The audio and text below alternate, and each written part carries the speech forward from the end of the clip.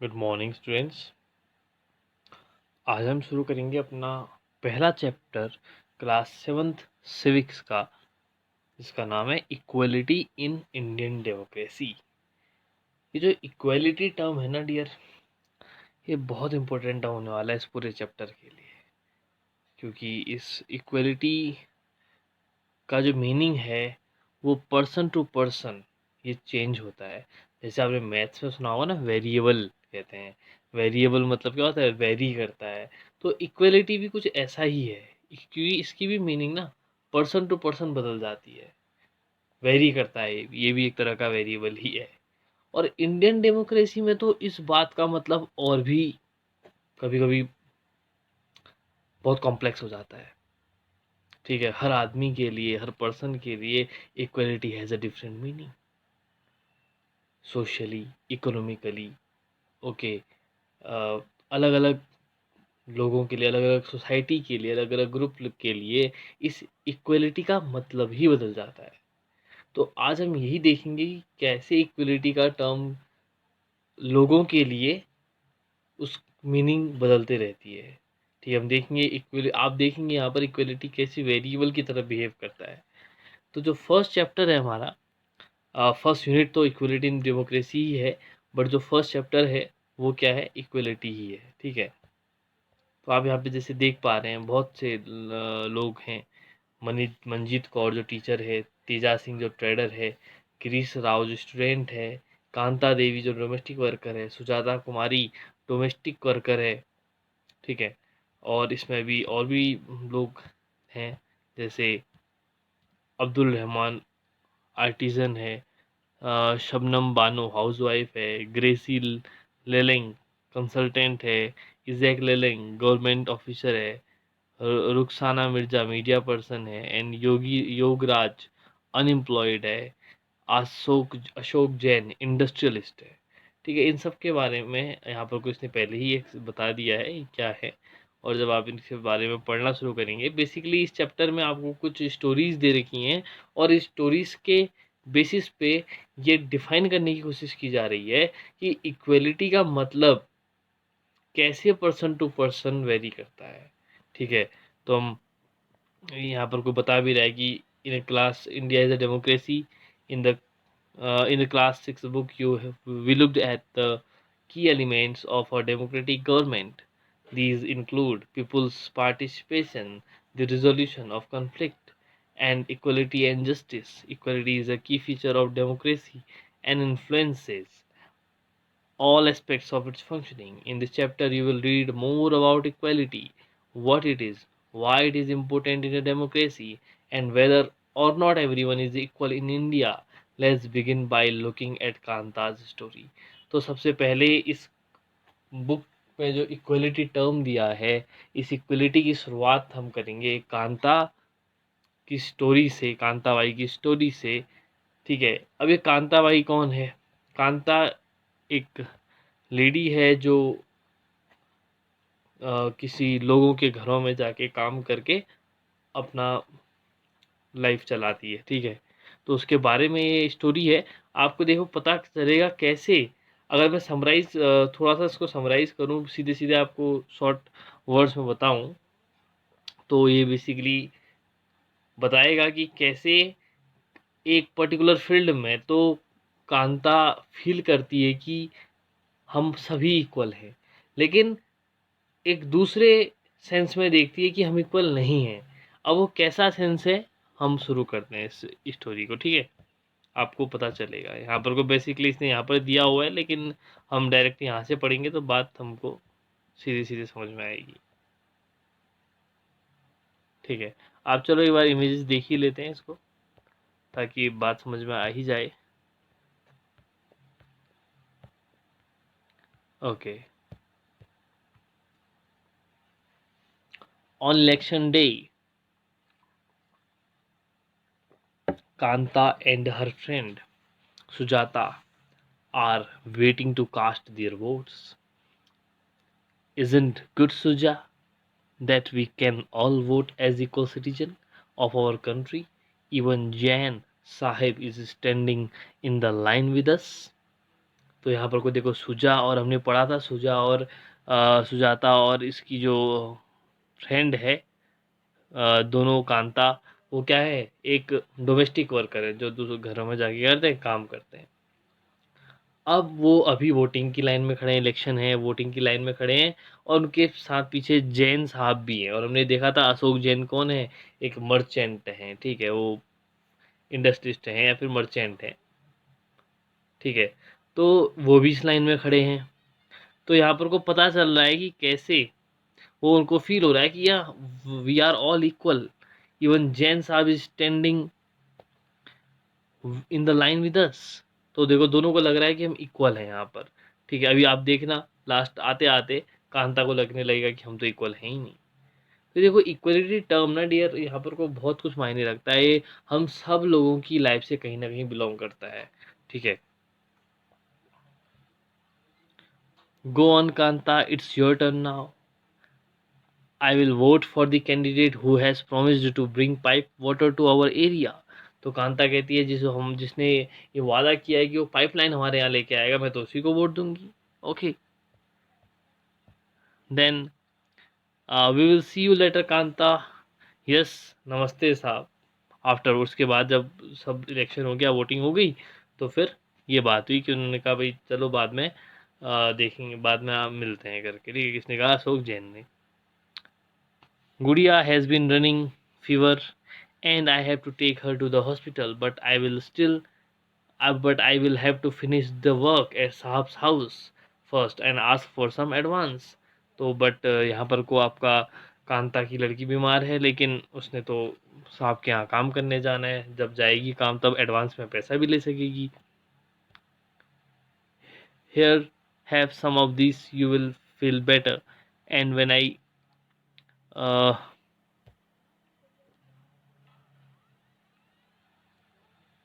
have ever some of this, you will feel better, and when I get back in the evening we will go to the hospital. Okay, तो उसने लड़के से कहा at evening we will go to the hospital when I'll come. It's no wonder that गुड़िया falls ill often. The basti is never cleaned. तो ये भी इसका वो कारण है कि क्यों गुड़िया बीमार है, क्योंकि बस्ती जो वहाँ जहाँ वो रहते हैं वो कभी साफ नहीं रहती है। अब एक रीज़न ये भी है, सोचिए, जो रिच पर्सन्स होते हैं, जो उनकी लोकेलिटी होती है वो काफ़ी साफ रहती है, ठीक है। Make sure to do the corners properly. अब आप देखिए यहाँ पर को उसने हर एक कोना कोना साफ करना हो रहा है, और जहाँ वो रहती है वो इलाका ही साफ नहीं रहता है। Here's your advance Kanta, but don't make a habit of it, no matter. And the honour of the house, she is saying that do not make it habit, that no need to demand advance every time. Okay, then Kanta said, no madam, just few more minutes beti. Jain Saab and Jain Saab ma'am stand in the line, but never have to do children with their okay, Jain madam and Jain Saab may stand in line to vote, but they never have to do it with their children are sick. यहाँ पर को क्या कह रहे हैं कि अगर इसी लाइन में यहाँ पर को हम खड़े हैं तो हमको लाइन में लगना पड़ रहा है, बट अगर जैन साहब होते तो उनको ऐसी लाइन में नहीं लगना पड़ता। तो आप इस बात को समझिए कि वहाँ पर जो वोटिंग की लाइन थी वहाँ पर को तो जैन साहब भी खड़े थे, कांताबाई भी खड़ी थी, सुजाता भी खड़ी थी, लेकिन यहाँ पर हॉस्पिटल वाली जो लाइन है, यहाँ पर जहाँ पर पेशेंट खड़े हैं, यहाँ पर सिर्फ जो पुअर पर्सन्स हैं वही यहाँ पर लाइन में खड़े हैं।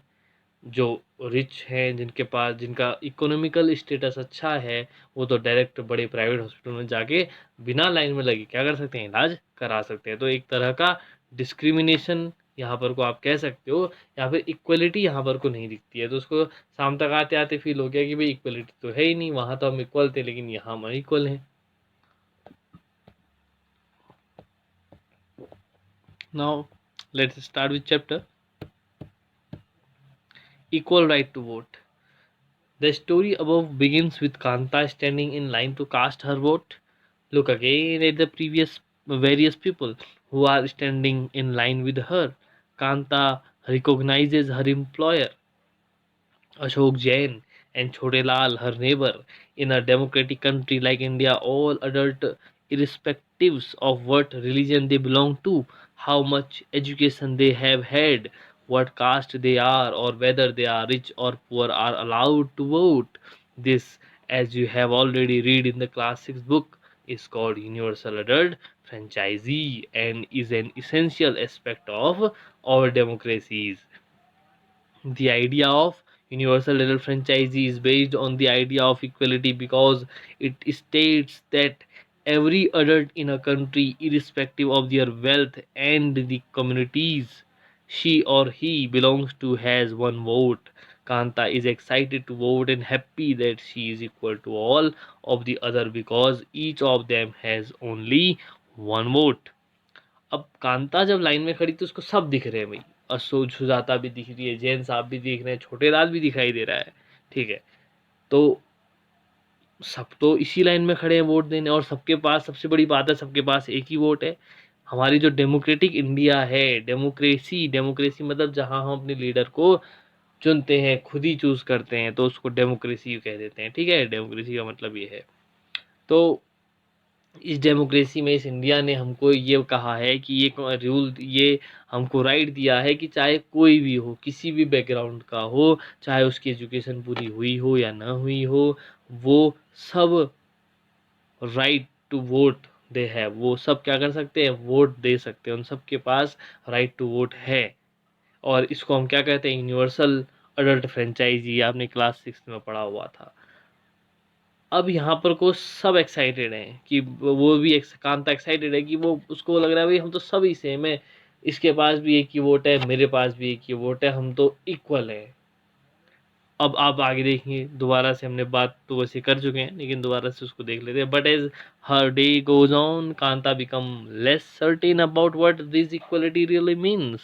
बट जैसे जैसे शाम हुई, जैसे जैसे दिन गया, बीत गया, कांता को लगा दैट देर इज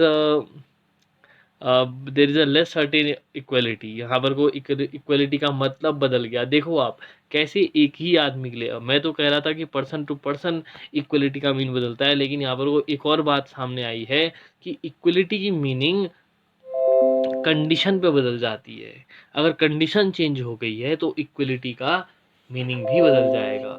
जब दिन में वोट दे रहे थे तो इक्वलिटी की मीनिंग बड़ी अच्छी थी कि भाई हम तो सब इक्वल हैं, we all are equal. But जैसे जैसे शाम होते आई, इक्वलिटी का मतलब ही बदल गया। तो इक्वलिटी का मतलब पर्सन टू पर्सन तो it change every time, but it change with your condition also, where you are standing that time.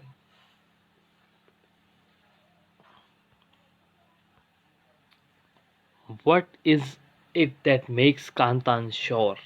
Let's take a look at a day in her life. She lives in a slum and has a drain behind her house. Her daughter is sick, but she cannot take the day off from work because she needs to borrow money from her employers to take her child to the doctor. Her job as a domestic help tires her out, and finally she ends her day by again standing in a long line. This line in front of the government hospital is unlike the one in the morning because most of the people standing in it are poor. अब कांता को ऐसा क्यों feel हो गया कि सुबह तो वो इक्वल थी, बट शाम होते होते वो अनइक्वल हो गई। वो, उसकी बेटी बीमार है, लेकिन वो जहाँ काम करती है वहाँ जाना ज़रूरी है, क्योंकि जब वहाँ जाएगी, काम करेगी, तभी अपने जो उसका ऑनर है उससे एडवांस पैसा ले सकेगी, और तब जाके शाम को अपनी बच्ची को हॉस्पिटल ले जाएगी।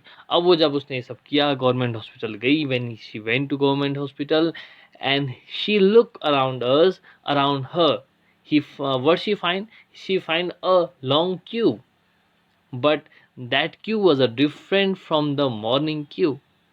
Okay, why it was different? Because in that queue most of the people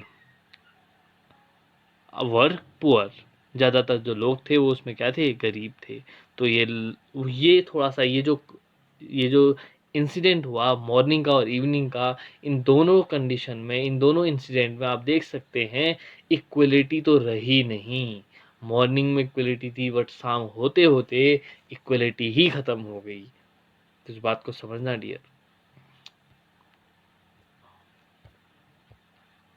other kinds of equality. Kanta is one of many people who live in democratic India and who have the right to vote, but whose daily living and working conditions are far from equal. Apart from being poor, people in India experience inequality in different ways. Let us see what this means by reading the two stories given below. Each of these is based on real incidents in people's lives and reflects the different kinds of inequality that exist in India. अब और भी तरह की equality हैं। अब यहाँ पर को इंडिया भाई, India is a democratic country. यहाँ पर को कुछ लोगों को इक्वलिटी तो मिलती है, कुछ सेंस में मिलती है, लेकिन अदर सेंस में आते आते वो इक्वलिटी ही नहीं रहती है, वो अनइक्वलिटी हो जाती है, डिस्क्रिमिनेशन हो जाता है, कहीं कहीं इनइक्वलिटी हो जाती है। ठीक है। और यहाँ लोग बहुत सी इनइक्वलिटी को क्या करते हैं, एक्सपीरियंस करते हैं। ठीक है। अब ये इनइक्वलिटी कुछ ऐसी है कि अब ये हर कोई फील कर सकता है, कभी ना कभी किसी न किसी सेंस में हर किसी ने ही फील किया होगा। ठीक है। हो सकता है किसी ने न किया हो सकता है किसी ने किया हो। इक्वलिटी इनइक्वलिटी के शिकार कभी ना कभी कोई ना कोई हो ही जाते हैं। ठीक है। वन ऑफ द तो here there are two real incidents. First one is one of the more common forms of inequality in India is the caste system. अब कास्ट सिस्टम तो you know very well students, this is the common form of inequality. ठीक है। हम सभी जानते हैं कि इन caste system हमारे इंडिया का एक ऐसा हिस्सा है सोसाइटी का जिसको आप चाह के भी अलग नहीं कर सकते, तोड़ नहीं सकते। इंडिया का कास्ट सिस्टम तोड़ने को तो कितने लोग आए, बट जो लोग भी इंडिया का कास्ट सिस्टम तोड़ने आए वो खुद कास्ट सिस्टम में बैठ गए। जैसे फर्स्ट बात करूं तो आपका जब जब इस्लाम इंडिया में आया तो वो भी यही सोच के आया था कि हम इस्लाम को स्प्रेड करेंगे, क्योंकि वो एक सिंगल उसमें गॉड पे चल रहे थे, सिंगल स्टेटमेंट पे चल रहे थे। बट जब वो इंडिया आए तो यहाँ कास्ट सिस्टम बहुत बुरी तरह से इसने इंडिया को कास्ट सिस्टम ने जकड़ा हुआ था। लेकिन उन्होंने सोचा कि अलग करेंगे। और आज की डेट में अगर आप देखें तो इस्लाम में भी खुद इतना ज़्यादा कास्ट सिस्टम हो गया है, तो आप सोच सकते हो कि इंडिया में क्रिश्चियंस आए, उन्होंने भी सोचा इसको भी हम क्रिश्चियनिटी में बदलेंगे, लेकिन वो भी खुद डिवाइड हो गया। ठीक है। जो जो इंडिया में कास्ट सिस्टम चेंज करने आया वो खुद कास्ट सिस्टम में बच कर रह गया। तो कास्ट सिस्टम इंडिया का एक बहुत ही, आप कह सकते हो कि बहुत ही बैड स्पॉट है। ठीक है। बहुत ही बेकार एक धब्बा है। ठीक है। जिसकी वजह से लोग इनइक्वलिटी के शिकार होते हैं। और ये इतना स्ट्रॉन्ग तरीके से इंडिया में है कि आप इसको चाह के भी आप इंडिया के लोगों से कास्ट सिस्टम को बाहर नहीं निकाल सकते। If you live in rural India, your caste identity is something that you probably learned or experienced very young. अगर आप रूरल इंडिया में रहते हो, ग्रामीण हिस्से में रहते हो, गांव जो पिछड़े इलाके होते हैं, अगर वहाँ रहते हो तो आपको बहुत जल्दी पता चल जाता है that from which caste you are. If you live in a urban India, some of you might think people no longer believe in caste. But just look at these matrimonials shown from a leading English newspaper. And you will see how important the issue of caste continues to be in the minds of highly educated urban Indians. हालांकि हमको लगता है कि जो educated लोग होते हैं वो कास्ट सिस्टम में ज़्यादा बिलीव नहीं करते हैं, लेकिन ऐसा नहीं है। आपको ये जान के हैरानी होगी, ये जो 3 यहाँ पर ऐड दिए हुए हैं इससे साफ पता चलता है कि वो कुछ ज़्यादा ही हैं इसमें घुसे हुए। अलायंस इनवाइटेड फॉर, ये आप देख सकते हैं इसमें लिखा है Mumbai from BMBA by boy working in Mumbai, Mumbai abroad from IT। Okay. Okay, Alliance invited for 32 fair be full girl working in IT Mumbai from BE MBA boy working in Mumbai abroad from IT industry, caste Novar SCST excuse, send BHP must. Okay, so you can easily see in these three proof: qualified tall girl, 4 Gupta boy working MNC Texas USA, and Tamil ब्राह्मण anger room, इन तीनों में आपको cast को ज़्यादा क्या कर रखा है, हाईलाइट किया गया है। कास्ट वाला जो पार्ट है उसमें हाईलाइट किया गया है। इस वाले ये कुछ एडवर्टाइजमेंट है जो आप देखते हैं न्यूज़पेपर्स वगैरह में भी एडवर्टाइजमेंट आते हैं, वहाँ पे भी कास्ट को लेके थोड़ा सा ज़्यादा एम्फेसाइज किया जाता है। सो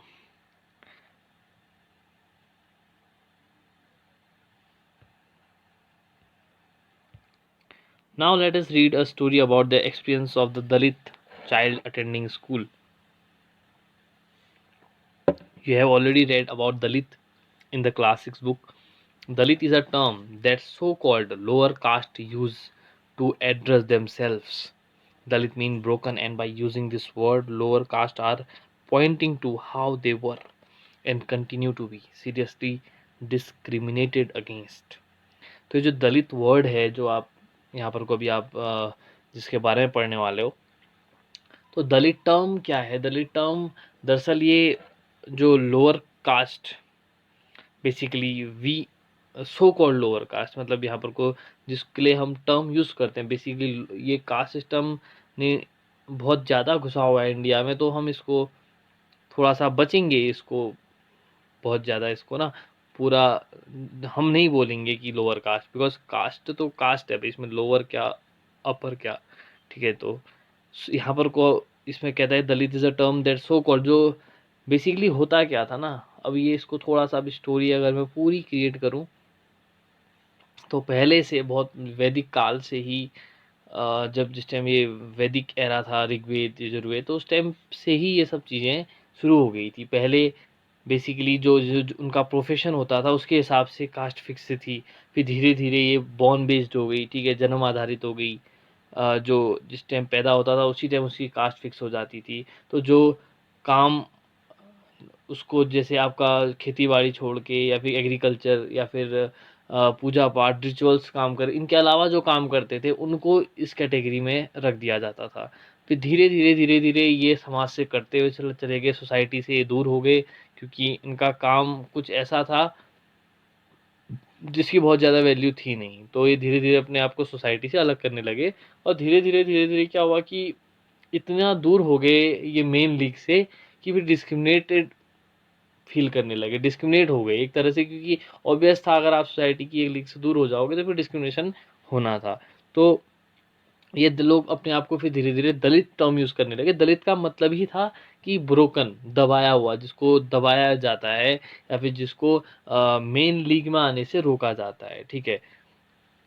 बेसिकली लोअर कास्ट के लिए यहाँ पर यूज किया जाता है, हालांकि अब यहाँ पर लोअर कास्ट इस टर्म को लिखा गया है, बाकी कास्ट इज कास्ट, उसमें क्या लोअर क्या अपर।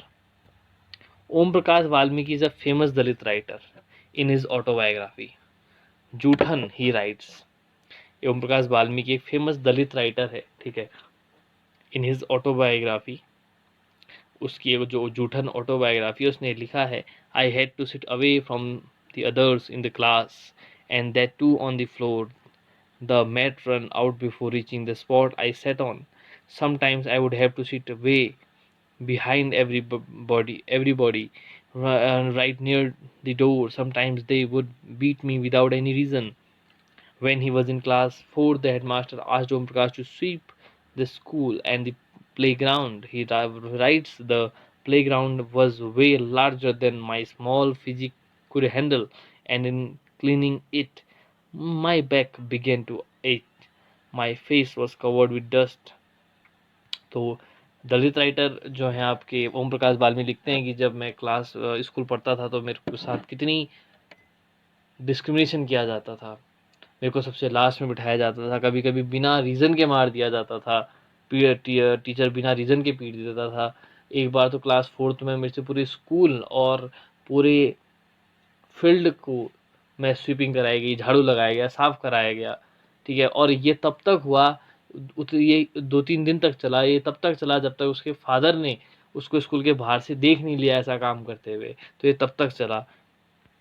ही rights the playground was way larger, उसने लिखा भी कि प्लेग्राउंड बहुत बड़ा था, और जब मैंने ये काम करना शुरू किया तो मेरा बैक पेन शुरू हो गया। Dust had gone inside my mouth, The other children in my class were studying and I was sweeping. Headmaster was sitting in his room and watching me. I was not even allowed to get a drink of water. I swept the whole day from the doors and windows of the school rooms. The eyes of the teachers and the boys saw this spectacle. Om Prakash was made to sweep the school and the playground for the next couple of days, and this only came to an end when his father, who happened to be passing by, saw his son sweeping. He confronted the teachers and then, walking away from the school holding Om Prakash's hand, he said loudly for all of them to hear, "You are a teacher, so I am leaving now. But remember this much, master, he will study right here in this school, and not just him, but there will be more coming after him." तो सोचो, आप खुद ही सोचो, अगर ऐसा हम में से किसी के साथ हुआ होता या आप में से किसी के साथ हो कि आपको अब सारे बच्चे पढ़ रहे हैं और आपसे पूरे स्कूल में झाड़ू लगवाया जा रहा है और सब अंदर से देख रहे हैं, बोल कोई कुछ नहीं रहा, ठीक है, अब पानी पीने तक की इजाज़त नहीं है, तो कैसा फील होगा? तो ऐसा ओम प्रकाश के साथ हुआ है, ये रियल इंसिडेंट है स्टूडेंट्स। अब वो भी कब जाके ये सिलसिला रुका, उसका स्वीपिंग का, जब उसके फादर ने उसके बाहर देखा और वो अंदर आया और हिम्मत करते हुए टीचर से कहा, I am living just because you are teacher, और ये बच्चा मेरा यहीं पढ़ेगा और इसके बाद आने वाले सारे बच्चे यहीं पढ़ेंगे। तो आप खुद ही सोचिए ये कितना मीन्स कितना ऑड है, कितना वियर्ड सुनाई दे रहा है। मीन्स मुझे तो बोलने में ये बहुत ही वियर्ड लग रहा है। आई डोंट नो आपको सुनने में कितना वियर्ड लगेगा या फिर नहीं लगेगा, बट मेरे को ये बोलने में बहुत बुरा लग रहा है कि कैसा उस वाल्मीकि के साथ हुआ होगा।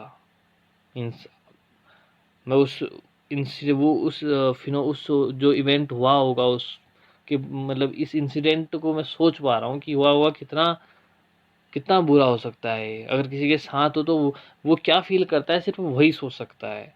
तो ये है हमारे इंडिया की इक्वलिटी। ये इंडिया, हालांकि कॉन्स्टिट्यूशन ने हमको इक्वलिटी दी है स्टूडेंट्स, बट वो इक्वलिटी बहुत कम फॉलो होती है। अगर आप गांव घरों में चलो जाओ तो वहाँ तो बिल्कुल भी फॉलो नहीं होती है, और जो हाई सोसाइटीज़ हैं वहाँ पता नहीं चलता है, लेकिन वहाँ भी इनइक्वलिटी कूट कूट के भरी हुई है। The second story is based on an incident that took place in one of India's larger cities and is common practice in most parts of the country. It is a story about Mr. and Mrs. Ansari who were looking to rent an apartment in the city. They had the money and so paying the rent was no problem. They went to a property dealer for help to find a place. The dealer informed them that he knew about quite a few apartments that were available for rent. They visited the first apartment and the Ansari liked it very much and decided to take it. However, when the landlady found out their names, she made an excuse about how she could not rent the house to someone who ate meat because the building did not have any non-vegetarian residents. Both Ansari and the property dealer were surprised to hear this because they could smell fish being cooked in the neighbor's house. The same excuse was repeated in the second and the third apartment. Finally, the property dealer told them that they might want to change their names and call themselves Mr. and Mrs. Kumar. The Ansaris were reluctant to do this and decided to look some more. In the end, it took a whole month of looking at apartments before they found a landlady who was willing to give them a place on rent. तो सोचो, mister and Mrs Ansari जिनके पास paying की कोई दिक्कत नहीं थी, they could easily पे high rent also, but when they visited the apartments, 3 apartments they visited, every times uh, they got the same excuse. तो जब फर्स्ट में गई तो उनसे कहा गया भाई, उनसे उनको लगा अच्छा लगा, लेकिन जैसे ही उनके नाम सुना मिस्टर एंड मिसेस अंसारी, तो उन्होंने सीधा मना कर, उन्होंने कहा भाई हम मीट खाने वालों को बिल्डिंग में जगह नहीं देते क्योंकि यहाँ सारे वेजिटेरियन हैं। और उसी समय एक सब उससे भी बड़ी बात ये थी कि फिश पकने की स्मेल पड़ोस के घर से आ रही थी।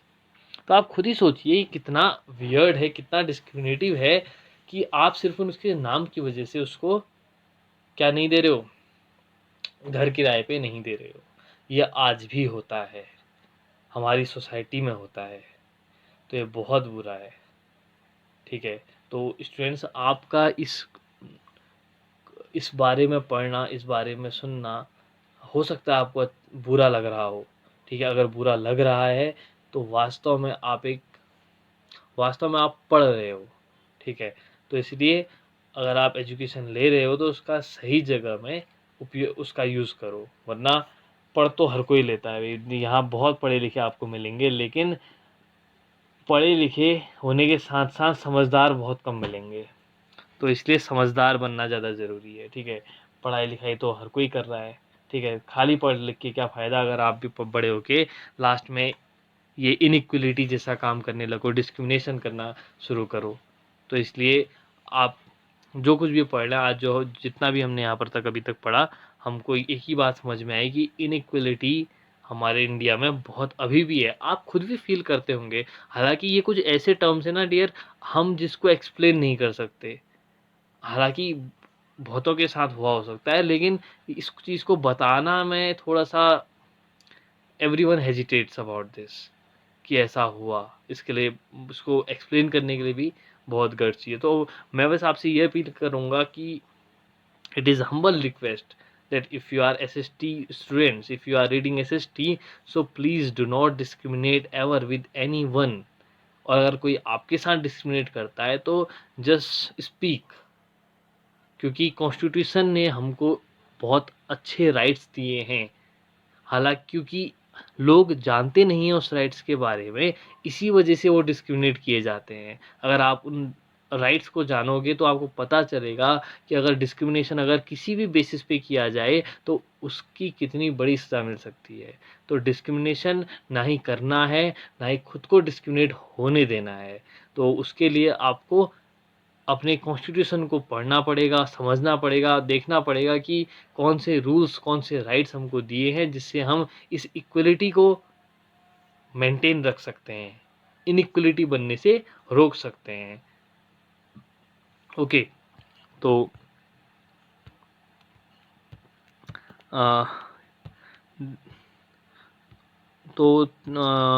recognize dignity, we will do it at later. Tomorrow we will do it. So 2 examples we had done today.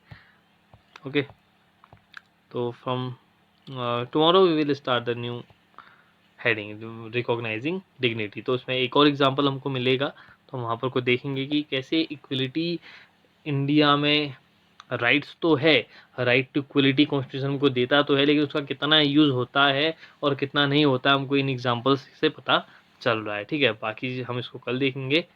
Okay, thank you.